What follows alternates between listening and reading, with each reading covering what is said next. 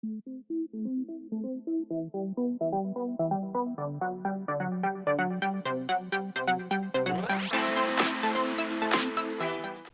everybody, this is Graeme Anderson, and today I'm going to be looking at a small game called Hike. Now in this game you take on the role of a musher, one who has to assemble their team of huskies to pull your sled to victory. Now the race is made up of several different landscape cards that are made up of different terrain areas. Your huskies will have movement points on them for those different terrain areas. So you want to be planning your 8 huskies on your sled to make sure that you're the first across the finish line to win. But don't wait too long to get to the start line or you're going to be left behind.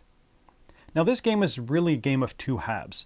In the first half of the game, you're going to be drafting cards from a center tableau to try and build your sled of 8 huskies, along with drafting cards that might be useful during the race.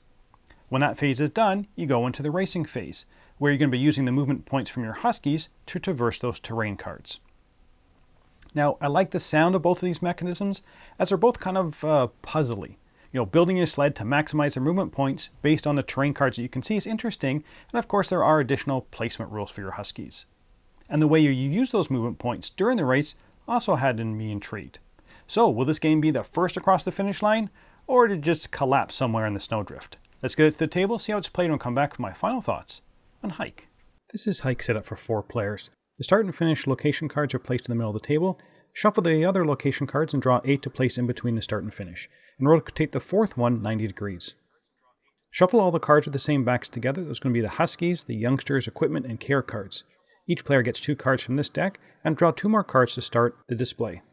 Each player then gets 1 Care card and 2 double Care cards, which are placed off to their side.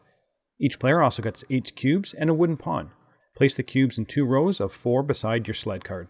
These represent the 8 vacant locations where you can put Huskies. Finally, each player also gets 2 Mentor cards from their hand. Since this game is all about the cards, let's have a quick look at them. The location cards will be revealed during the play. They will have 5 or 6 areas on them with different terrain types. The Husky cards will have terrain movement points which we'll use when racing, and they will have a teal or red borders on them which you'll need to match to their neighbors when placed into the sled. The Youngsters do not add any movement points, but have wild borders and can fit anywhere in your sled. Equipment cards can be used to either pass certain terrain areas with equipment symbol on them, or they can be used to give certain Huskies extra movement. Care cards are only used during the race portion of the game, and they will allow you to use the same Husky twice in one day. Mentor cards are only used during the preparation phase of the game, and will allow you to draw an extra card into the display. The game is split into 2 halves, the preparation phase and the race phase. The preparation phase will last until all the racers are ready, and the rest of the game is a race, and the winner will be the first person to cross the finish line. You'll be using your Husky movement points to cross the different terrain type on the cards. During the preparation phase, on the first player's turn, they will turn over the next terrain card. Then, each player will reveal 1 or 2 cards from the Husky deck to the display. You'll be drawing 2 cards until the 4th card is revealed, then 1 card after that. Once a player has flipped over the card or cards, they will perform 1 action. You can draft a Husky from the display and place it directly into your sled according to the placement rules, which I'll talk about in a bit. Or you can draft a card from the display into your hand, or place a Husky card from your hand into the sled, or swap a Husky card from the sled with a card in your hand. That is, take a card from the sled back into your hand and place a card from your hand back into the sled. It does not need to go into the same position as the one you just freed up. The placement rules are pretty straightforward. Each space has a cube on it, and when you place a Husky, its borders must match its neighbors if one is present. You cannot rotate the Husky card at all, and the Youngster Huskies can match any border. Once you've done this main action, you can do a bonus action, which is to place a Youngster into your sled, either from your hand or from the display. If a player's sled is complete and they no longer want to draw cards, they can declare that they're ready to race. They move their pawn to the starting line, place all the remaining Husky or Youngster cards into the display. They can then optionally place equipment cards under Huskies that have exactly 1 movement point on them. Each Husky can only ever have 1 equipment card under them, and these equipment cards then cannot be used during the race for terrain cards that require equipment. The other players now have 3 more days to complete their sled. If your pawn is on the starting line, on your turn you do not draw any cards, but take a Care card from your pile into your hand. If all players are at the race start, the preparation phase ends. Any Care cards that were not drawn by the players from their personal deck, and the set-aside Care cards are then shuffled into 1 large deck. On the race day, each player will use their Huskies movement points and equipment cards and Care cards to move along the terrain. To use a Huskies movement points, and all of their movement points must be used before you use another Husky, and they can be used in any order. Move your player pawn on the matching terrain until you've used all the movement points from the Husky that you can. If you use a Husky with an equipment card, they will receive a second movement point, and the terrain type can be of any one of its neighbors. Once a husky has been used, mark it as tired by placing a cube on it. If a landscape card requires a piece of equipment, you need to pay for the terrain type and discard an equipment card from your hand. If you don't have a terrain card in your hand, you must rest 2 huskies, that is, turn them face down, and they cannot be used for the rest of the game. If you have a care card, you can play it and will allow you to remove cubes from 1 or 2 huskies depending on the card. Now these cards can only be played when you have no other huskies that can currently move. Once all the players have moved, we go to the end of day.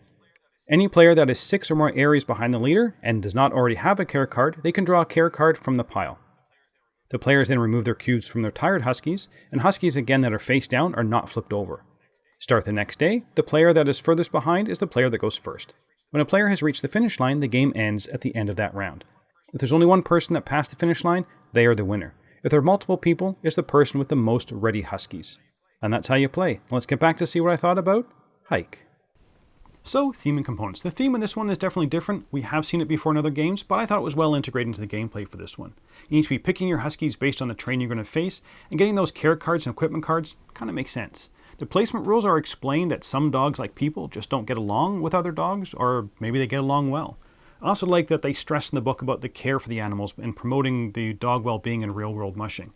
But yes, there are some gamerly elements that just seem to be maybe a little out of step with the theme, but for the most part, I thought it was a good implementation of the theme. For the components, it all comes down to the cards. The terrain cards, I really liked. I believe they're based on real places in Slovenia, where the designers are. The husky cards themselves, I could take or leave, but I'm sure if you really like the look of huskies, you're going to enjoy these cards probably more than I did. The non-components are fine. You know, they're just wooden bits and pawns. They're fine. So on to the gameplay. And as you saw in the overview, there are 2 halves to the game, and my enjoyment was also kind of split in 2 halves. One half was fine, and the other half I enjoyed. So let's talk about the phase that I thought was just fine. It's the drafting from the central display.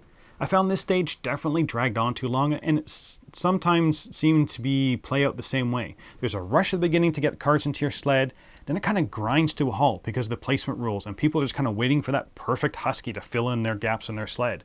There's no point in taking youngsters at this point, as although they do fill up a spot, they're useless in the racing stage.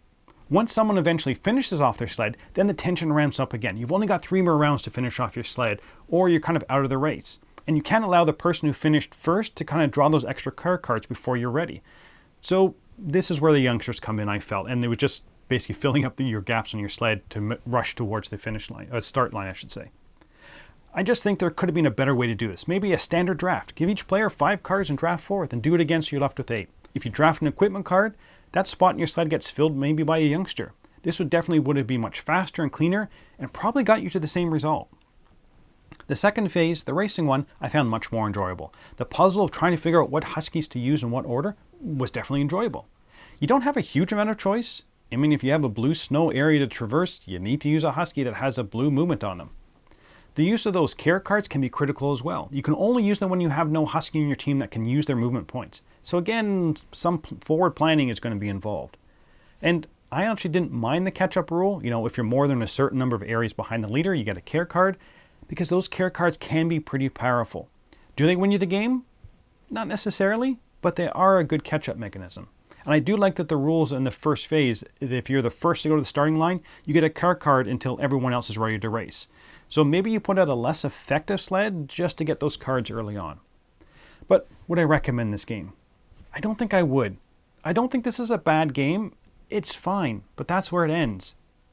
It's just fine. I liked the theme in this one and thought it worked well with the mechanisms. I loved the art on the landscape cards and enjoyed the way that they were kind of revealed during the gameplay. The art on the husky cards, and this is going to be completely down to preference, I thought was fine. I thought the second phase was a more enjoyable puzzle. There could be some frustration, but I still enjoyed it. And I liked the care cards and thought that they added a bit more strategy to the race phase. I didn't enjoy the drafting phase and thought it went on too long for really no extra payoff. The rules, I felt, were a little too long and complicated for the way the game this is. I feel like it wants to be a nice family or maybe welcoming game, but there are just too many rules for that. I also felt that the randomness, for the most part, is fine, but the equipment cards are a little frustrating. If you don't get an equipment card, and let's say the first landscape card has an equipment requirement on it, you could be down 2 huskies for the entire race.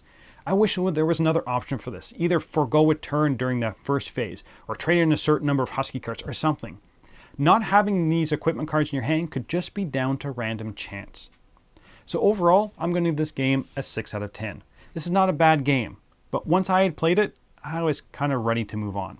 The game felt, you're going to you've heard this a lot already, it felt fine. I think if they reworked the drafting phase and streamlined the rules a little bit, it would be a good family style game that gives you something to think about. But as it is, I don't think I'm going to be coming back for another round of this game. And that's it for the moment. Until next time, thanks for watching.